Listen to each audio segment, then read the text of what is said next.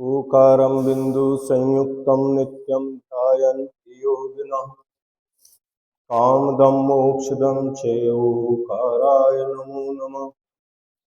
अविरल शब्दगणौका प्रक्षालति सकलभूतलमलकलङ्का मुनिकृपासिद्धीर्था सरस्वती हरतु दुर्गाम्। अज्ञानतिमिरान्धकानां ज्ञानाञ्जनशलाकया चक्षुरुन्मीलितं तस्मै श्रीगुरुवे नमः। परम गुरुवे नमः। परम्पराचार्य गुरुवे नमः।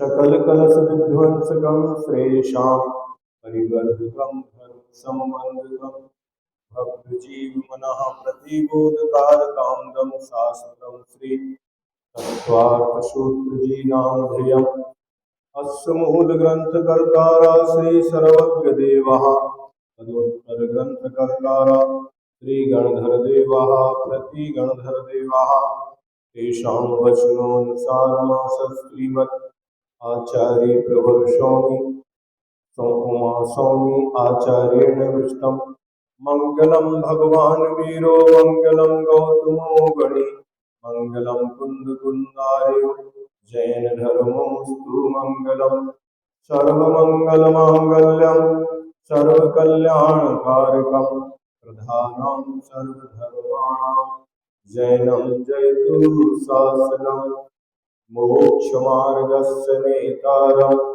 भेत्तारं कर्मभूरतां ज्ञातारं विश्वतत्त्वानां वन्दे तद्गुणलब्धये। पंच परमेष्टि भगवान की जय। संत श्रोमणी आचार्य गुरुवर श्री विद्यासागर जी महाराज की जय। परम पूज्य आचार्य श्री समय सागर जी महाराज की जय। सप्तम अध्याय प्रश्न नंबर 286 सूत्र नंबर 26। पिछले सूत्रों में अतिचारों का वर्णन है और 25 नंबर के सूत्र में अहिंसाणुव्रत के 5 अतिचारों की व्याख्या की गई। अब क्रम प्राप्त सत्यानुव्रत के अतिचार, जो सत्य अनुव्रत है उसमें भी 5 अतिचार लगते हैं। मिथ्योपदेशरो व्याख्यान कूटलेख क्रिया न्यासापहार साकार मंत्र भेदा।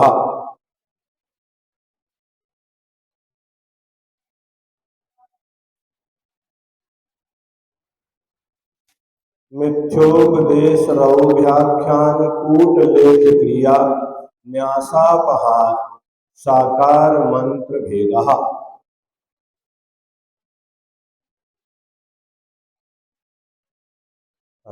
मिथ्या उपदेश, मिथ्या माने होता है झूठा उपदेश, जो है ही नहीं है उसका उपदेश देना, वह कहलाता है। और साथ में उपदेश कैसा हो?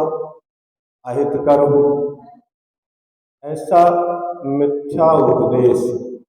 दूसरे नंबर पर रखा रहो व्याख्यान।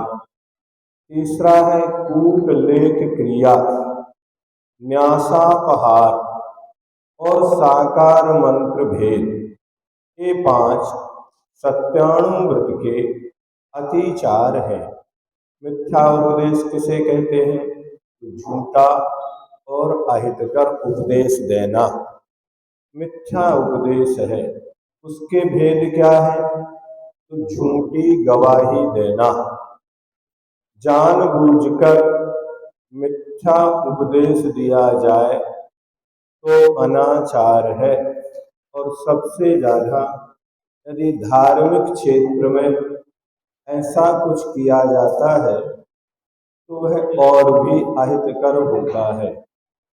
जो वस्तु है ही नहीं है, जो घटना घटी ही नहीं है, ऐसा आगम में कहीं लिखा ही नहीं है, फिर भी आगम का आधार लेकर ऐसा कहना कि उस आगम में ऐसा लिखा है, वह मिथ्या उपदेश है।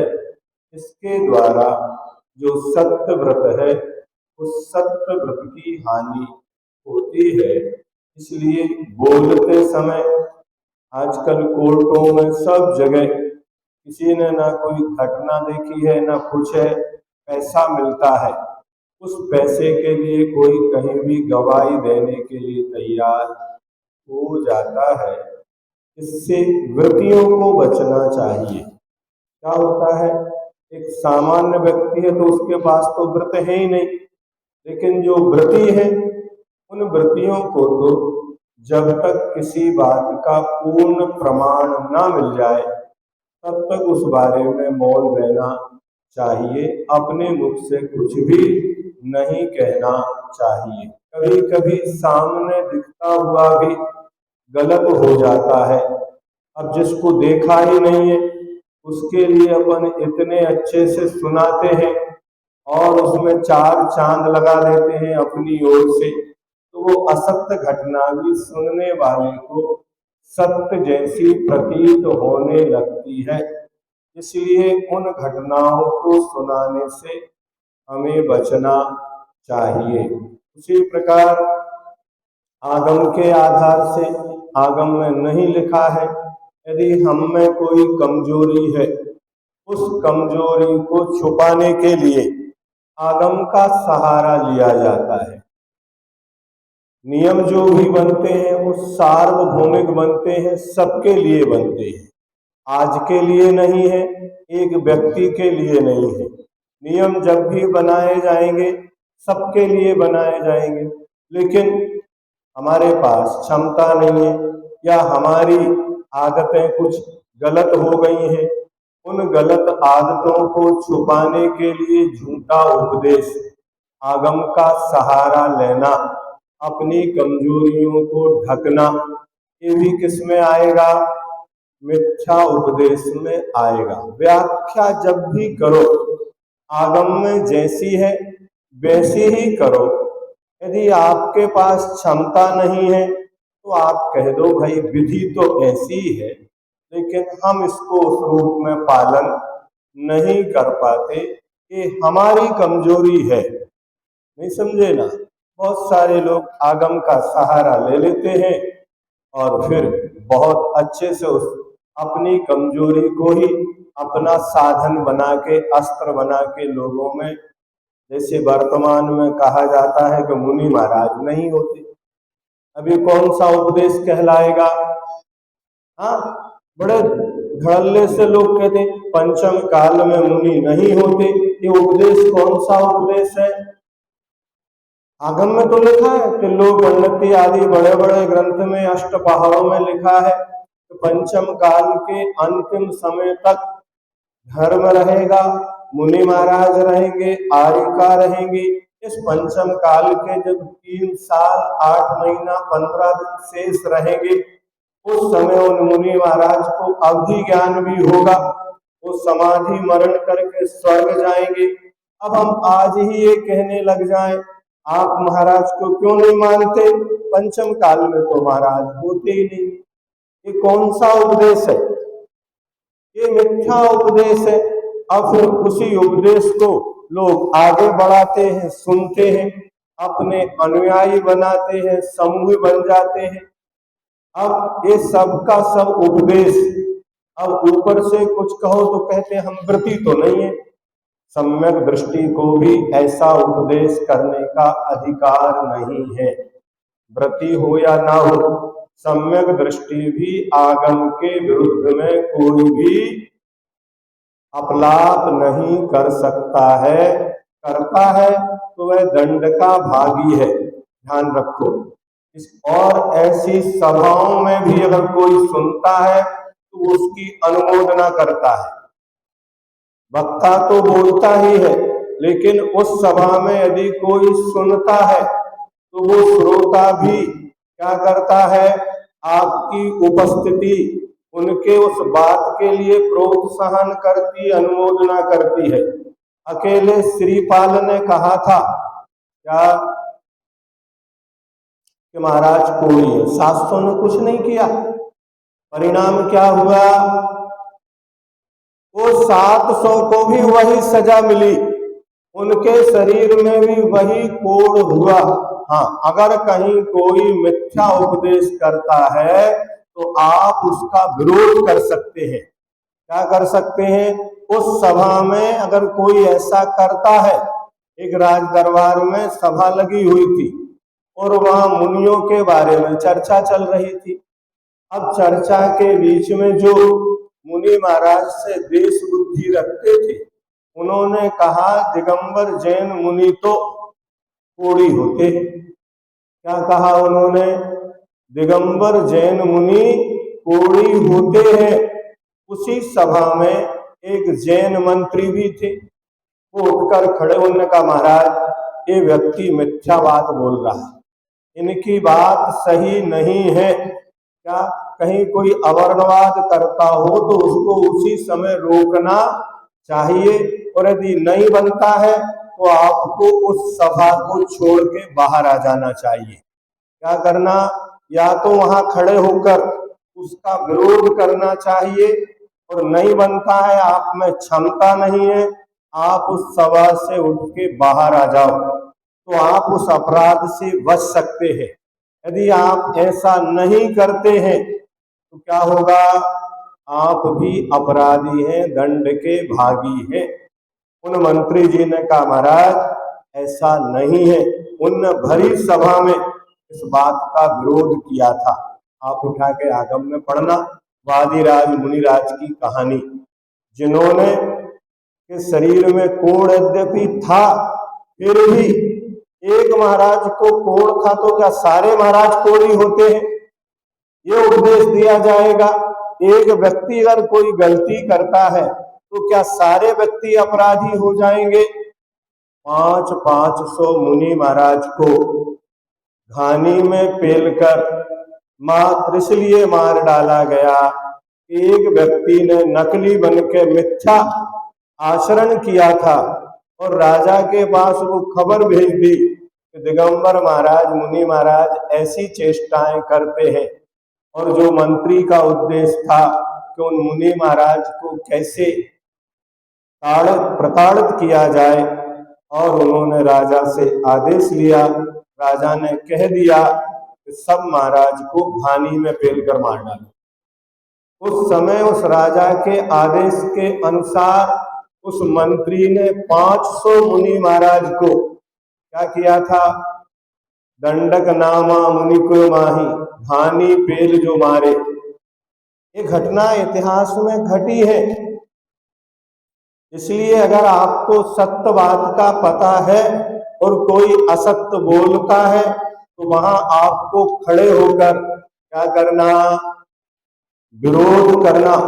अगर आप विरोध नहीं कर तो आप भी मिथ्या उपदेश कर रहे हैं। मौन रहकर भी बोलने वाला तो बोलकर कर रहा है, लेकिन सुनने वाला वहां उपस्थित रहकर उसके साथ समर्थन करके भी अपराधी होता है।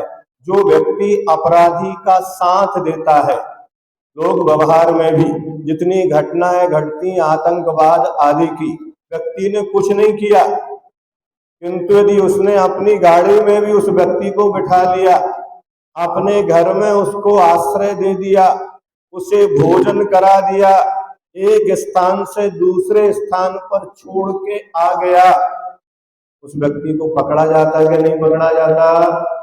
वो कहता साहब हमने कुछ नहीं किया, हमें नहीं था पता कि व्यक्ति अपराधी है, ये बाद में होगा, अभी तो आप सबके दायरे में है, आपसे पूछताछ की जाएगी, अगर आपका अपराध नहीं है तो आपको छोड़ दिया जाएगा।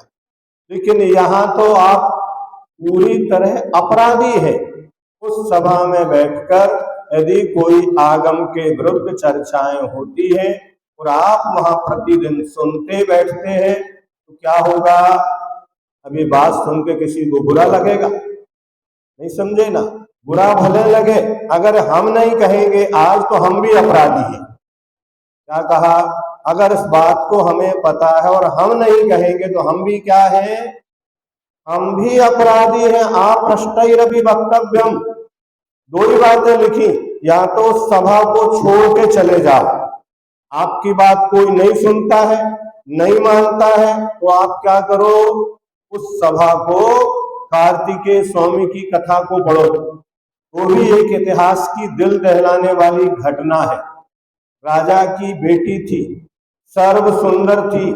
जब वह युवा हुई, एक दिन राजा ने देखा उस राजा के ही परिणाम अपनी बेटी के प्रति क्या हो गए, खराब हो गए। तब उस राजा ने अपने उस पाप को छिपाने के लिए पूरी सभा के बीच में इस विषय को रखा कि संसार में जो सर्वश्रेष्ठ रत्न है उसका स्वामी कौन है। क्या रखा विषय उसने वहां, ये मिथ्या उपदेश है, वो राजा वहां दे रहा है सभा के बीच में कि जो सर्वश्रेष्ठ रत्न है उसका स्वामी कौन है। तो सारे मंत्रियों ने कहा वो तो राजा का, जो राज्य में सुंदर वस्तु उसका स्वामी कौन है, राजा है।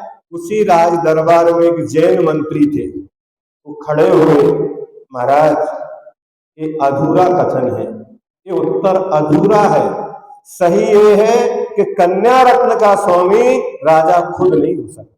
जिसकी कन्या है, जिसकी बेटी है, वह उसका स्वामी नहीं हो सकता। लेकिन बहुमत से क्या हुआ, निर्णय हुआ। उस मंत्री की बात नहीं सुनी गई। वो मंत्री उसी समय राज दरबार को छोड़कर, उस घटना को देखकर इतना क्षोभ हुआ और संसार से वैराग आया। उन्होंने मुनि दीक्षा ले ली। क्या किया, उन्होंने मुनि दीक्षा ले ली। वो चले गए, विरोध करने वाला कोई नहीं बचा। अगर सत्ता पक्ष में भी विपक्ष कमजोर होता है तो राज निर्णय कभी भी सही नहीं है। क्या होते, अपने को लगता है घर में कोई बोलने वाला तो आपको चुभता है कांटे की तरह, लेकिन यदि व्यवस्थाएं घर की बनाना हो तो कोई सही बात कहने वाला भी, चाहे समाज हो, राष्ट्र हो, घर हो, परिवार हो, संस्थाएं हो, ये अच्छी बात कहने की ताकत सबके पास नहीं होती और वो सबको चुभते भी है, बुरे भी लगते हैं, लेकिन फिर भी उनको रहना चाहिए, पलायन नहीं करना, उसका विरोध करना चाहिए। और राजा ने किसी की बात ना मानकर अपना झूठा उपदेश आरोपित करके अपनी ही बेटी के साथ विवाह करके अपनी पत्नी बना लिया। ये कथाएं पढ़ी आपने, किसको बनाया था, अपनी ही बेटी को अपनी पत्नी बना लिया। उससे एक बेटा उत्पन्न हुआ। क्या, जब बेटा उत्पन्न हुआ, रक्षाबंधन का समय था, सबके घर, नाना मामा के घर से नए नए वस्त्र आ रहे थे। उस बालक ने अपनी माँ से पूछा, माँ हमारे नाना के यहाँ से कोई वस्त्र नहीं आएंगे क्या, खिलौने नहीं आएंगे क्या। माँ रोने लगी, उसकी आंखों में आंसू आ गए। तो उसने कहा, माँ तुम खुद छिपा रही हो, हमें सत्य बताओ क्या कारण है। और बालक ने जिद पकड़ ली, और जब जिद पकड़ी तो माँ ने कहा, बेटा तुम्हारे नाना और तुम्हारे पिता एक ही है। क्या कहा, तुम्हारे नाना और तुम्हारे पिता दो नहीं है, तुम्हारे नाना ही तुम्हारे पिता है और तुम्हारे पिता ही तुम्हारे नाना है। भले बालक छोटा था, वे सत्य को सुन नहीं पाया और घर में रह नहीं पाया। वे राजसभा से भागे थे, वो घर से भाग गया।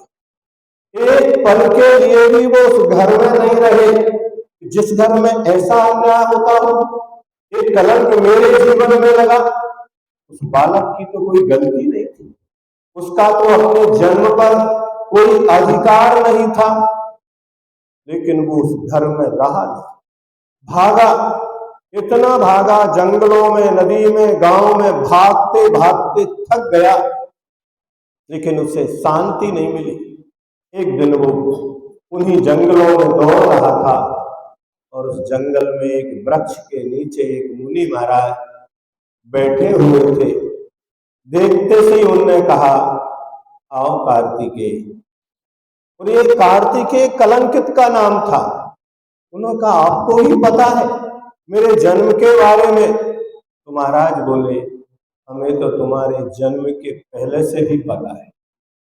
क्या बोले वो? हमें तो तुम्हारे जन्म के पहले से भी पता है, और उस सभा में भी मंत्री हम ही थे जिसने विरोध किया था। अब तुम क्यों भाग रहे हो? अब भागने से कोई फायदा नहीं है, अब आप अपने आप में आओ। और उन महाराज ने उस बालक को मुनि दीक्षा दी।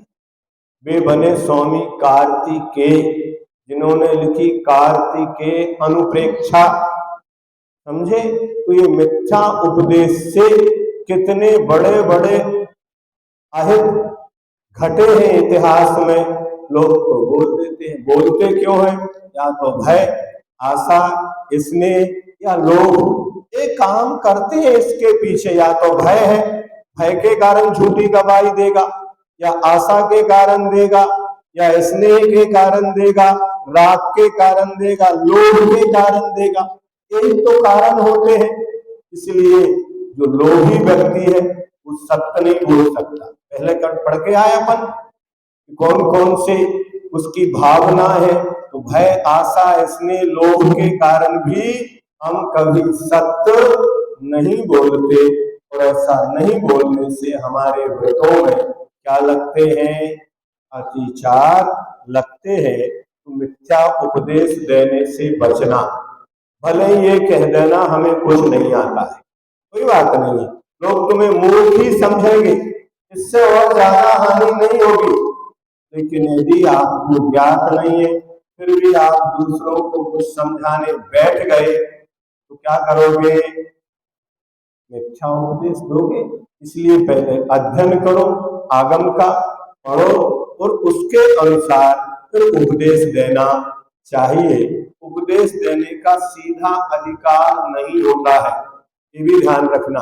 जो उपदेष्टा है उन सबको हर समय एक मुनि परंपरा में क्रिया होती है जिसे वाक शुद्धि कहा जाता है। आचार्य विद्यानंद जी महाराज इस क्रिया को करवाते थे। मुनि दीक्षा देने के बाद प्रत्येक को वक्ता नहीं बनाते थे, वो पहले अध्ययन कराते थे, परीक्षा लेते थे। ऐसा नहीं है कोई भी विद्यार्थी वो लेक्चरर बन जाए, शिक्षक बन जाए, नहीं। पहले आप विद्यार्थी हैं, विद्यार्थी की अध्ययन पूरा करो, फिर परीक्षा पास करो, फिर ट्रेनिंग लो। पहले शिक्षकों की भी क्या होती थी? ट्रेनिंग होती थी ना, तब कहीं जाके उन्हें पढ़ाने का अधिकार मिलता था। आज तो हमने बस कुछ भी किया और सब वक्ता बनते चले जाते हैं। अब वक्ता बनेंगे, आगम का ज्ञान है नहीं, परिणाम क्या होगा? मिथ्या उपदेश ही होगा। पहले गुरु आज्ञा से अनुमति लो कि अब आज के बाद आप ऐसा कर सकते हैं। लौकिक कक्षाएं भी ली जाती है, बहुत सारी ट्रेनिंग आपने भी ली होगी। आपको पहले दिन ही मास्टर की डिग्री मिल जाती है। बोलो, चाहे रेकी वाले हो, हीलिंग वाले हो, सब हो, उनको मास्टर की डिग्री कब दी जाती है? जब उन्हें पूरे उस विषय में निष्णात कर दिया जाता है, पढ़ा दिया जाता है। फिर उस शिक्षा का जो व्यक्ति होता है वो उनका गुरु बनके कि आप हमको याद रखेंगे, हम तुम्हें अधिकार देते हैं, डिग्री देते हैं, अब आप भी खुद उपचार कर सकेंगे।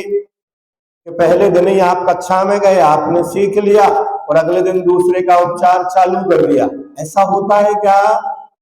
नहीं होता।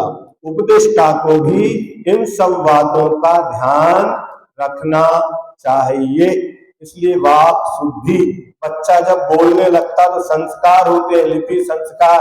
सबसे पहले उसे पढ़ाया जाता है ओम नमः सिद्धेभ्यः। क्या पढ़ाते हैं सबसे पहले? ओम नमः सिद्धेभ्यः। पहले लिपि संस्कार होते हैं। इन सबको आज गौण करने से सारी अव्यवस्थाएं होती चली जा रही हैं। अब रहो व्याख्यान। स्त्री और पुरुष के द्वारा एकांत में की गई क्रिया को प्रकट कर देना, ये क्या है? रहो व्याख्यान है। अब उस क्रिया के बारे में ये भी पता नहीं लगाया कि वो क्रिया सही थी या गलत थी, किन परिस्थितियों में क्या था, मात्र किसी को एकांत में बैठे देखा और उसके ऊपर संदेह पाल के और अपने मन से कहानी गढ़ के लोगों को प्रचारित कर दिया। इसका सबसे बड़ा उदाहरण है वेदवती का जीव। क्या वो वेदवती का जीव पद्म पुराण जी में पढ़ो कि वहां क्षुल्लक क्षुल्लिका दोनों जबकि ग्रस्त अवस्था के भाई बहन थे, बैठकर तत्व चर्चा कर रहे थे स्वाध्याय, लेकिन इस वेदवती के जीव ने कसायवश उनके बारे में अवर्णवाद फैलाया। इसका परिणाम क्या हुआ कि निर्दोष होते हुए भी उस जीव को अगली पर्याय में क्या हुआ, दोष लगे कि नहीं लगे। इस कारण से ये रहो व्याख्यान, इस चीज को अगर उसके पास व्रती होते, इसलिए व्रती अपने व्रतों में कभी किसी के सच्चे दोष भी देखता है तो वो अपने मुख से नहीं कहता।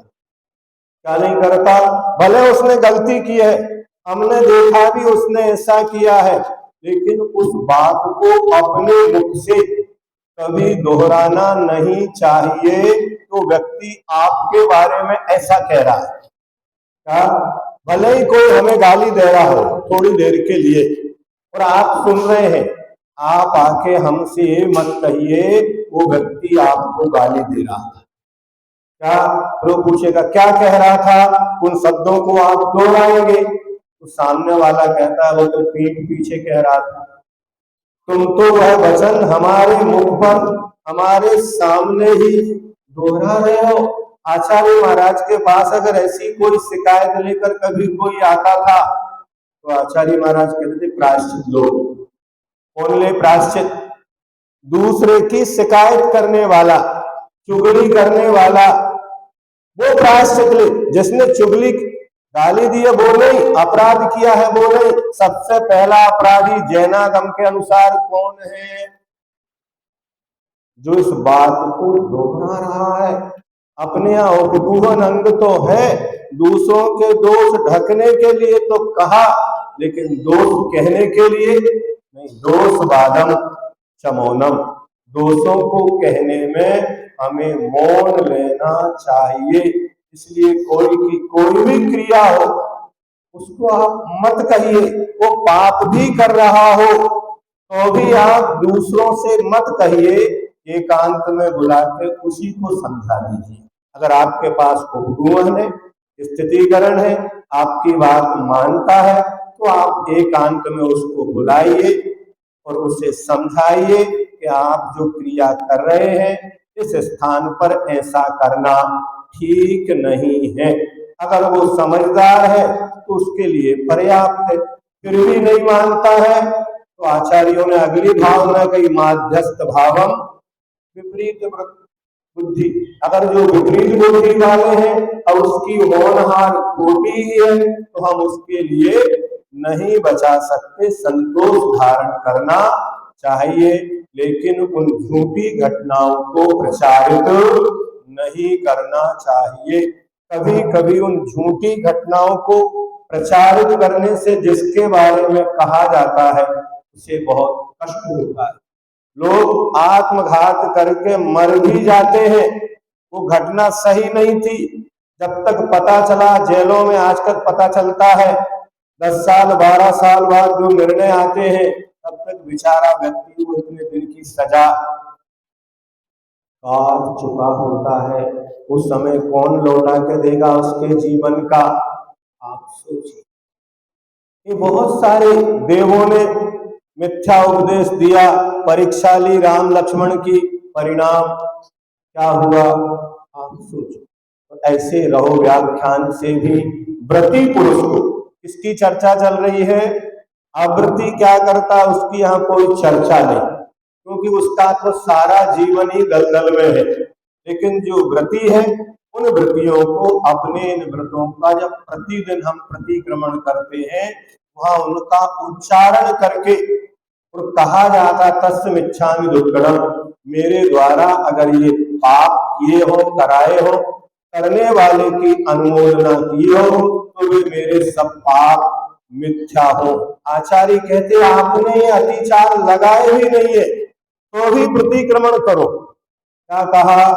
आपको पता है कुछ भी हमारे वस्त्र गंदे नहीं हुए तो भी कहा जाता है अगले दिन धो के पहनो, घर में झाड़ू लगाओ। उसी प्रकार प्रतिदिन प्रतिक्रमण किया जाता है, एक दिन नहीं, सुबह शाम दोपहर में, चतुर्दशी अष्टमी अष्टांग का पर्व दीपावली, हर समय ये प्रतिक्रमण इसीलिए किया जाता है कि हमारे व्रतों में अगर कोई जाने अनजाने में अतिचार अनाचार दोष लगे हो, उन दोषों का निराकरण होकर हमारे व्रतों की शुद्धि हो, ऐसी व्यवस्था है।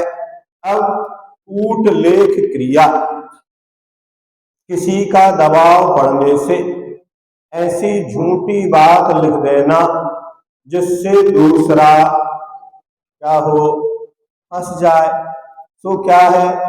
एक कूट लेख है। कूट लेख माने दस्तावेज तैयार किए जाते हैं, और जो बहुत सारे नोटरी वाले वकील आदि जो बनाते हैं, ये सब क्या है? लेख है, दस्तावेज है। उसमें नीचे लिखा रहता है मेरी निजी जानकारी के अनुसार इसमें जो लिखा है वो सब सही है। क्या लिखना पड़ता है? और समय पर काम में आ गए। सही दस्तावेज लिखने के लिए मना नहीं है, लेकिन किसको मना है? झूठे लिखना। पहले जब लिखते थे किसी को देते थे, आज भी अदालतों में इस प्रकार लिखे जाते हैं। मान लो किसी ने 500 रुपये लिए हैं, अब उस पे एक जीरो बढ़ा दो तो कितने हो जाएंगे वे? 5000। वहां लिखते थे 500 अंकन, फिर लिखते थे शब्दों में 500, फिर लिखते थे 1000 के आधे, क्या 1000 के आधे, 250 के दूने। ऐसा क्यों लिखते थे? हाँ, इसलिए कि कोई गलती करके कूट लेखकरण ना कर ले, थोड़ी सी जगह छोड़ गई और वहां पर एक जीरो उसी स्याही से बना दी। अब जब वो देने आया, लेने गए, उससे कहा देखो नीचे तुम्हारे साइन है और तुमने तो 5000 लिए थे।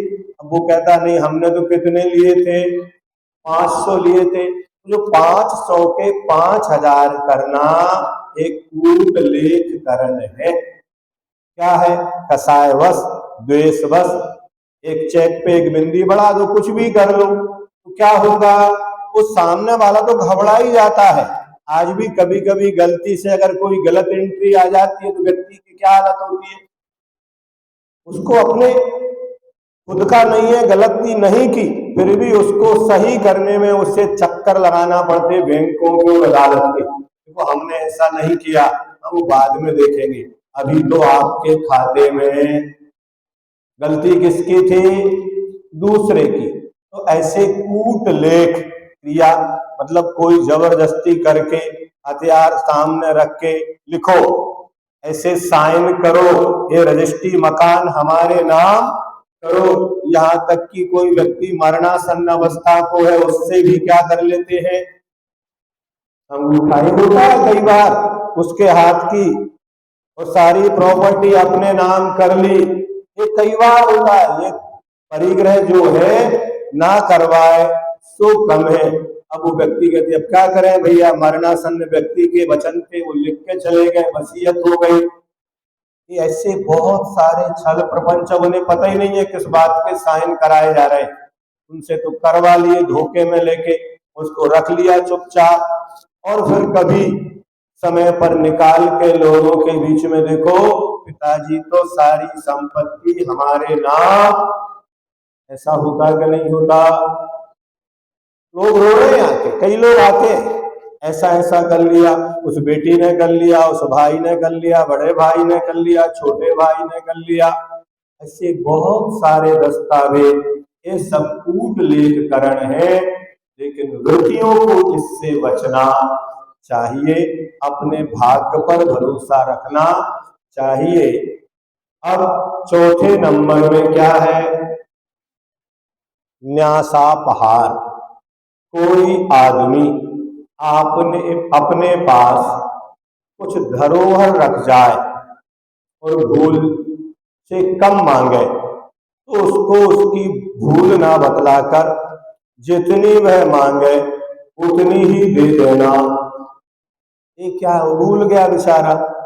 अब रखे 5,000 थे, उसने कहा हमने आपको 2,000 रुपए दिए थे, आपको पता है कि 5,000 थे, अब आप करें, अब वो 2 ही मांग रहे तो हम क्या करें, हमने थोड़ी गलती की है, हमसे तो उसने जितने मांगे उतने दे दिए।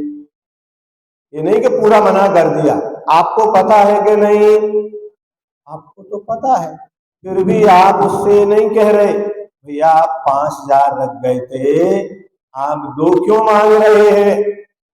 अगर वो आपकी परीक्षा ले रहा हो तो क्या आप ऐसे में क्या करते हैं, तो बाद में वो कहे कि नहीं सेठ जी हमने तो आपको 5,000 दिए थे, फिर क्या होगा। अब आप जितने दे गए थे उतने ले जाओ, गए भी और आपका मन भी, धन भी नहीं बचा और अपराधी भी हो जाते हैं। सत्य घोष की कथा मेरु मंदिर पुराण उठा के पढ़ो। क्या एक व्यापारी, छोटा व्यापारी था, अब उसे विदेश जाना था तो उसने कुछ राशि बचाकर एक दूसरे साहूकार के यहाँ रख दिए 5 रत्न। ये रत्न हमारे आपके पास सुरक्षित रहेंगे, जब आवश्यकता पड़ेगी हम आपसे ले लेंगे। ऐसा करके वो विदेश धन कमाने के लिए चला गया। जब वापस आ रहा था तो उसका जहाज जलयान समुद्र में फट गया, लेकिन आयु करण से वो बचा और आ गया। इधर जो व्यक्ति था इसकी बहुत अच्छी प्रतिष्ठा थी और उसके बारे में कहा जाता था कि ये कभी झूठ नहीं बोलता। यहाँ तक कि उसने एक जनेऊ पहन रखा था, जनेऊ में एक कैंची लगी थी और उस कैंची से वो कहता अगर मैं गलती से भी झूठ बोल दूं तो अपनी जिह्वा क्या करूंगा, काट लूंगा, ऐसा कहा था। अब वो व्यक्ति जैसे ही उसका जहाज फटा उसे याद आए कि चलो हमारे कुछ रत्न बचे हैं वो मिल जाएंगे, उनके द्वारा अपना आगे का जीवन चलाएंगे। अब इस व्यक्ति को भी पता है और ये बिल्कुल बैठ के ऐसे धर्म चर्चा, तत्व चर्चा करता था कि बहुत बड़ा धर्मात्मा है। तो लोगों से कहता देखो ये व्यक्ति अभी आ रहा है ना, पागल है, देखो मिथ्या उपदेश भी दिया उसने, न्यासापहार भी किया। क्या बोला वो, ये व्यक्ति कौन है, तो पागल था क्या वो, और ये अभी आगे कहेगा कि मैंने आपके यहाँ कुछ रत्न रखे मेरे वापस दे दो। और व्यक्ति ने वैसा ही किया, वो आया तो कहता देखो मैंने कहा था ना ये पागल है, और सारे लोग हंसने लगे, उसको धक्के देकर भगा दिया। अब वो व्यक्ति पागल था नहीं, लेकिन वास्तव में उसकी चेष्टाएं ऐसी हो गई पागलवत। अब उसने अपना दूसरा रास्ता निकाला, वो राजमहल के पीछे राजा की एक खिड़की जहां खुलती थी वहां जाके बैठता था और प्रतिदिन रात्रि में जोर जोर से कहता था सत्य घोष पापी है, उसने मेरे 5 रत्न चुरा लिए हैं, महाराज न्याय करके मेरे रत्न दिलाएं। अब 1 दिन 2 दिन कितने दिन चलाए, 6 महीने तक। एक दिन रानी ने सुना तो रानी ने राजा से कहा महाराज ये व्यक्ति पागल नहीं, अगर ये पागल होता तो और कुछ भी बोलता, ये सिर्फ एक ही लाइन बोलता है कि सत्य घोष पापी है, उसने मेरे 5 रत्न चुराए हैं। तो राजा ने कहा रानी से कि सत्य घोष तो बहुत बड़ा धर्मात्मा है, कोई ऐसा काम कर नहीं सकता। तो रानी ने कहा आप अनुमति दें तो इसका न्याय हम करके बताएंगे। और रानी ने अपनी योजना के द्वारा गुप्त रीति से व्यवस्था बनाई और पता लगाया कि इसको किस चीज का व्यसन है। तो उसको मालूम था कि जुआ खेलता है। क्या करता है, एक दिन रानी ने उसके लिए अपने राजमहल में जुआ खेलने बुलाया इसको, सत्य घोष को, और उसका सारा धन उस जुए में जीत लिया। अब उस पर कुछ नहीं बचा, तो उससे कहा आप अपनी जो मुद्रिका है अंगूठी वो दाव में लगा दो। उसने वो भी लगा दी, जनेऊ है वो भी लगा दिया, और उस रानी ने अपने एक नौकर को वो अंगूठी और जनेऊ लेकर उस सत्यघोष के घर पे भेजा और उससे कहा देखो आपके पति जुआ में सब हार गए हैं। वहां था, उन्होंने वो 5 रत्न बुलाए हैं जो आपके यहाँ धरोहर में रखे हुए हैं। उसने कहा कैसे माने, उन्होंने वो प्रमाण थे वो दे दिए। अब वो प्रमाण देके और वो रत्न रानी के पास पहुंच गए। अब उस रानी ने उस व्यापारी की परीक्षा के लिए उन रत्नों को अपने और बहुमूल्य रत्नों में मिलाकर और उससे कहा कि तुम इसमें से अपने रत्न उठा लो। जिसे आपसे कोई कहे तो पता नहीं है, 10-10, 20-20 के नोट में 500 के 1000 के नोट मिला के कहे कि आप कोई भी 5 नोट उठा लो, तो आप क्या करोगे? अपने जो नोट है वही उठाओगे। तो आपके अगर 100-100 के 5 थे तो आप 100 के 5 उठा लो, 500 के छोड़ दो। उस व्यापारी ने भी अपने रत्न उठा लिए और बाकी के राजा के जो रानी के रत्न थे वो वापस कर दिए।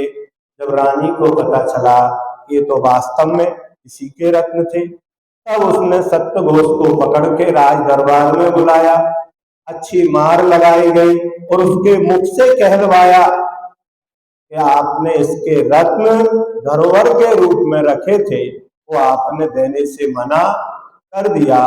तब उसको दंड दिए गए और दंड भी उस समय के क्या दंड दिए थे आपको पता है? बोलो। या तो पूरा धन छोड़ के राज छोड़ के चले जाओ, या 3 थाली क्या खाओ? गोबर खाओ, या फिर हमारे पहलवान के मुक्के खाओ। क्या अब लोभी तो था ही, उससे सीधे सीधे धन छोड़ते जब नहीं बना, उसने कहा सबसे पहले क्या चुना? गोबर खाना। गोबर खा सकता है कोई? नहीं खा पाया। फिर पहलवान के मुक्के खाए तो अधमरा हो गया, वो भी नहीं। अंत में सारे राज वैभव को छोड़कर उसे नगर से निकाल दिया गया और उसका कालांतर में इतना वैर चला, आप उठा के पढ़ना कहा मेरु मंदिर पुराण या सत्यघोष की उन कथाओं में कि किसी के धरोहर को कभी भी अपने पास रख के मना नहीं करना चाहिए। यह न्यासापहार। चौथा 5वां क्या है? साकार मंत्र भेद। चर्चा वार्ता से मुख की आकृति आदि से दूसरे के मन की बात को जानकर, एक रहो व्याख्यान अलग है और साकार मंत्र भेद दोनों एक नहीं है, नहीं समझे ना? यहाँ पर कोई वार्ता नहीं है, लेकिन कोई गुप्त इशारे से कोई चर्चा कर रहा है और उसके अभिप्राय को जानकर प्रकट कर देना कि उसकी बदनामी हो, सो साकार मंत्र भेद है। किसी की गुप्त बात को इससे चुगली करना, क्या कर सकते हैं? चुगली करना कह सकते हैं। ऐसे इस सत्य अनुव्रत के 5 क्या है? अतिचार। अब दूसरा व्रत है कौन सा? अचौर्य अनुव्रत। इसके भी 5 अतिचार है। क्या? वृत्तिशीलेषु पंच पंच यथाक्रमम। इसके भी 5 अतिचार है। स्तेन प्रियो तदाहृतादान वृद्ध राज्याति क्रमहीनाधिक मानोन्मान प्रतिरूपक व्यवहारः।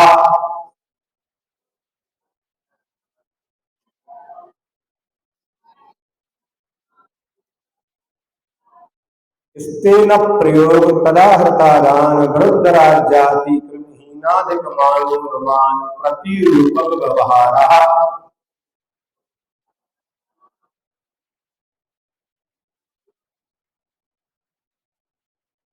प्राचीन काल में ऐसा कहा जाता था राम राज्य में कि कोई अपने घर में ताला नहीं लगाते।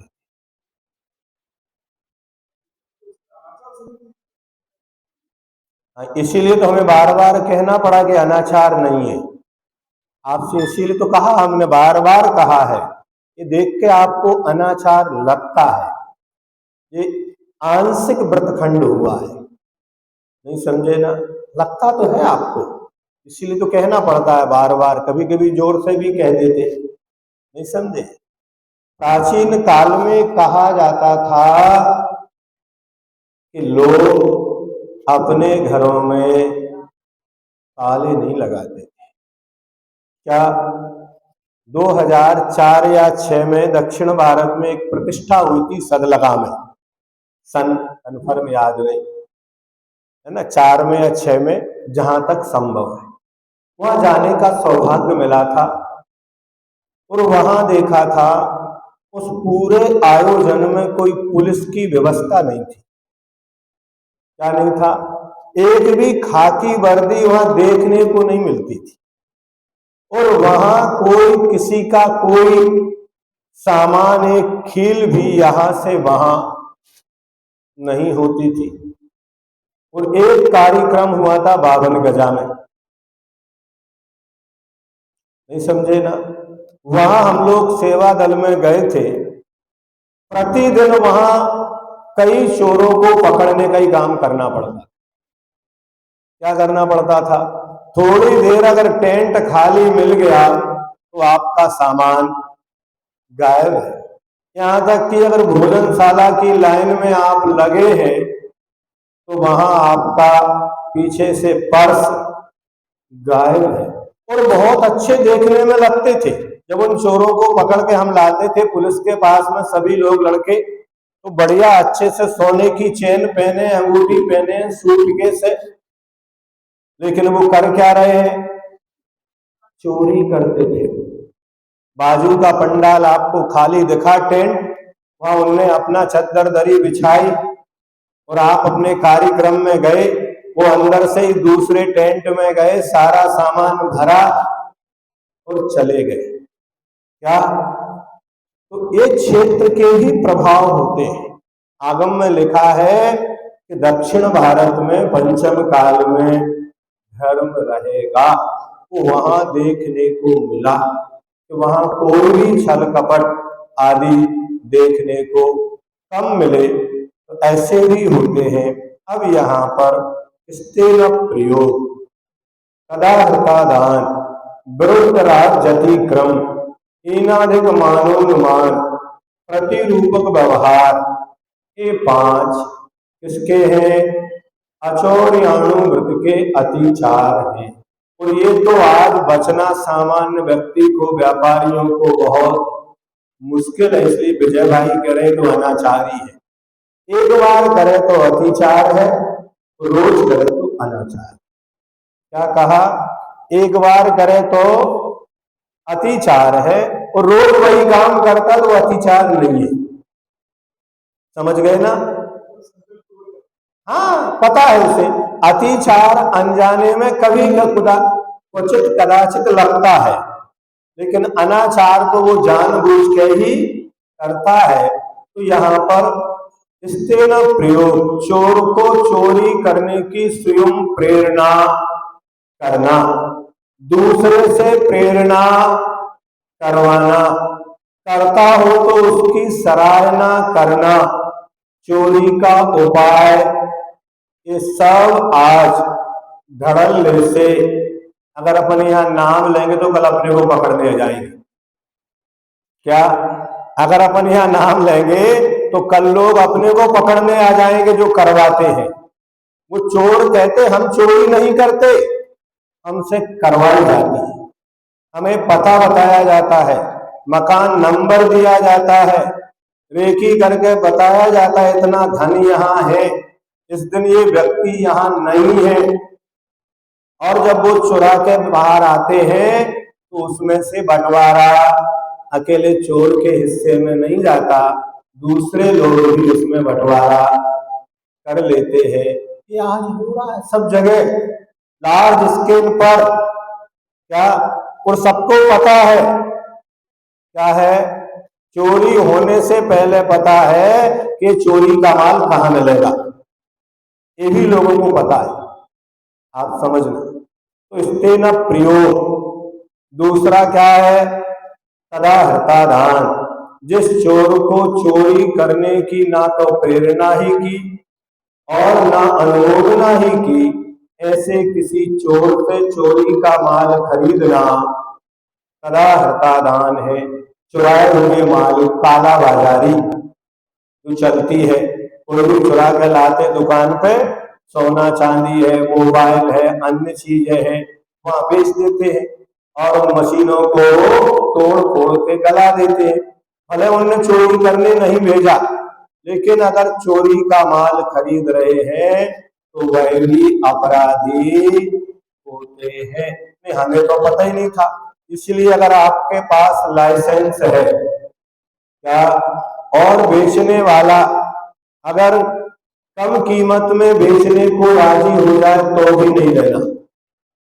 अगर मार्केट रेट से आपने खरीदा है, जिस दिन जो भाव था, और आपने अपने यहाँ जमा खर्च किया है, आपके यहाँ उसकी एंट्री है, आपने पूरा पैसा दिया है, फिर भले वो चोरी का भी हो तो आप अपराधी नहीं है। किंतु यदि आपने बहुमूल्य वस्तु को अल्प मूल्य देकर खरीद लिया और उसका कोई जमा खर्च भी आपने नहीं किया और आपके पास वो वस्तु पकड़ी जाए तब तो पुलिस सजा देगी, लेकिन आगम कहता है कोई भी ना पकड़े। धर्म कहता है आपके व्रतों में अतिचार लग गया।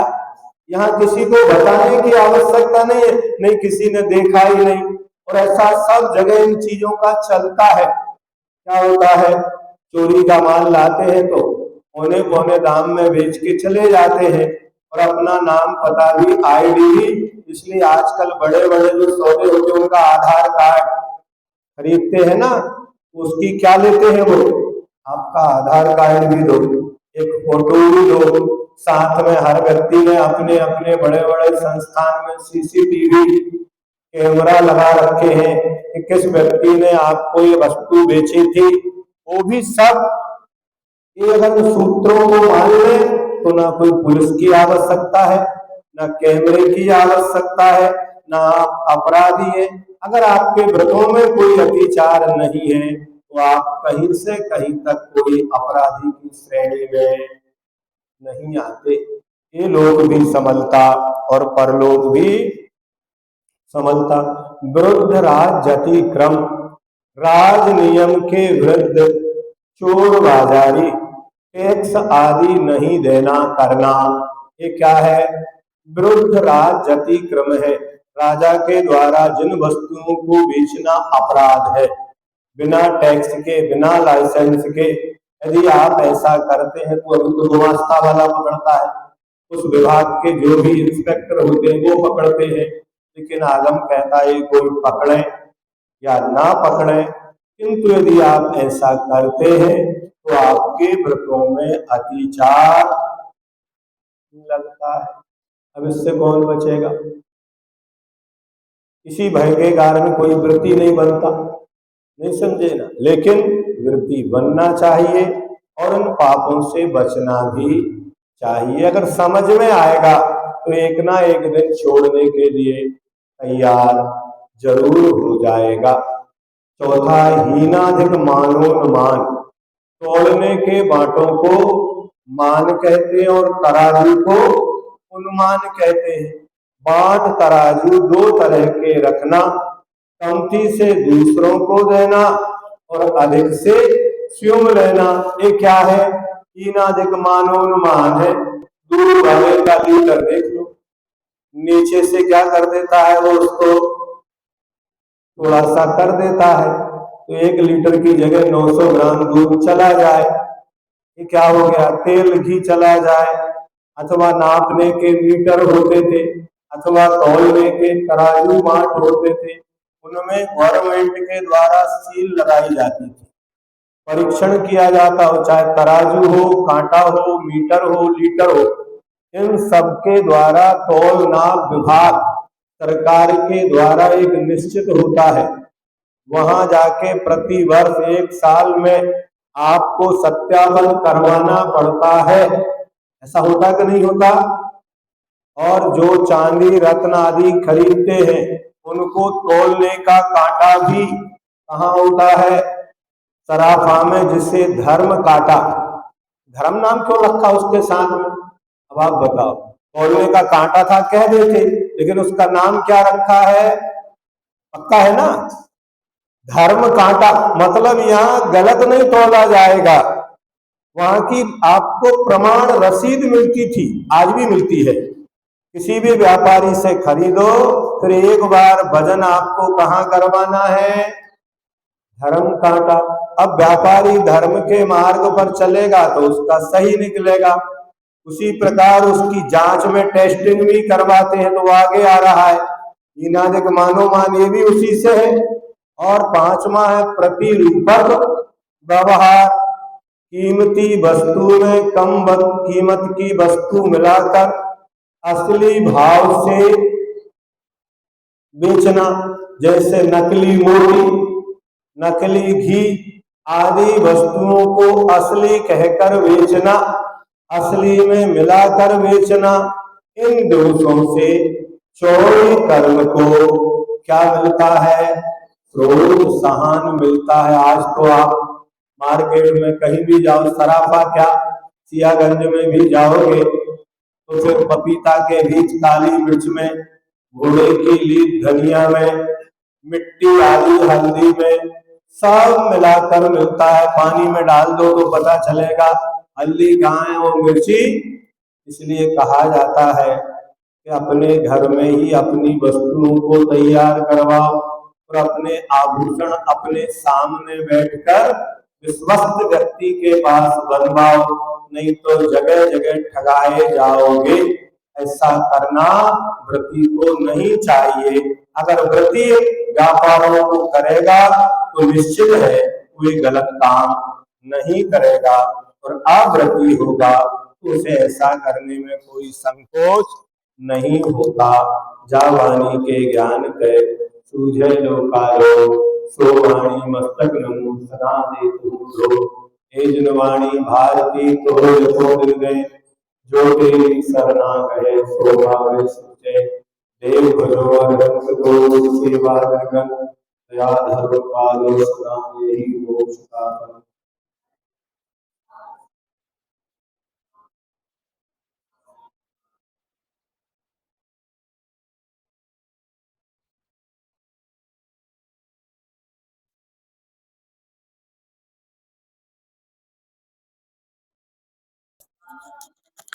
जय जय।